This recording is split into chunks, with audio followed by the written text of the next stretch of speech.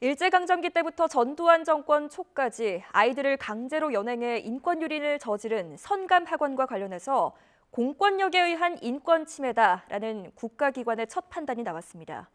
피해자 대부분은 지금까지도 정신적, 육체적 고통에 시달리고 있습니다. 하지만 분명 피해자들에 대한 지원 근거가 마련되어 있는데도 지원을 받지 못하고 있습니다. 박정현 기자의 보도입니다. 불황아를 교화한다는 명목으로 일제강점기 설립돼 37년 동안 운영된 성감학원. 경찰에 의해 강제로 끌려갔던 아이들은 강제노역과 구타에 시달리고 성폭행까지 만연했다는 게 피해자들의 증언입니다. 그 몽둥이에 보면은 이 옹이가 튀어나온 부분이 있는데 그걸로 눈 옆에를 맞아가지고 여기가 그냥 찢어져가지고 3번으로 꿰맸습니다. 거의 그 실명당할 뻔했는데. 성감학원이 닫은 지 꼭 40년 만에 진실화해위원회는 공권력에 의한 중대한 인권 침해였다는 판단을 내놨습니다.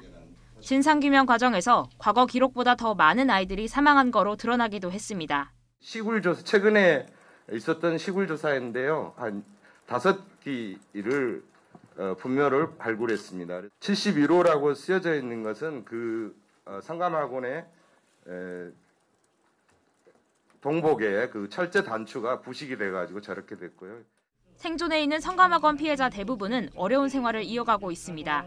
어린 시절 제대로 된 교육을 받지 못했고 피해로 인한 심각한 정신적 고통을 겪고 있기 때문입니다. 실제 피해자 10명 가운데 4명 가까이가 기초생활수급자일 정도로 경제적으로 어렵습니다. 게다가 피해자 절반이 자살 시도를 한 경험이 있고 수면장애를 겪고 있는 경우도 90% 가까이에 이릅니다. 올해도 벌써 2명이,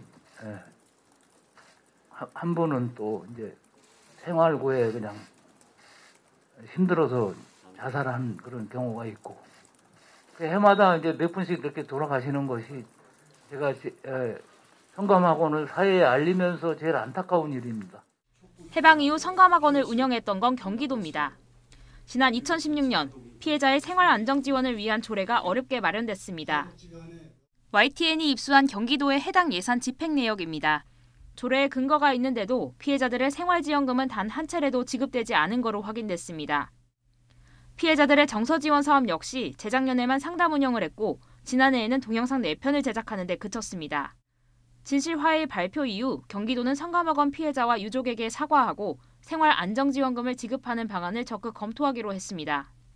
피해자 생활 지원을 위해 생활안전지원금 지급을 검토하고 피해자 지원센터를 설치하여 피해 지원 기능을 체계화하겠습니다. 성감학원에서 소년 시절을 보낸 피해자 대부분이 이제 60대 고령자가 됐습니다. 올해만 벌써 피해자 2명이 세상을 떠난 가운데 더는 늦지 않게 실질적인 피해 회복에 나서야 한다는 지적입니다. YTN 박정현입니다.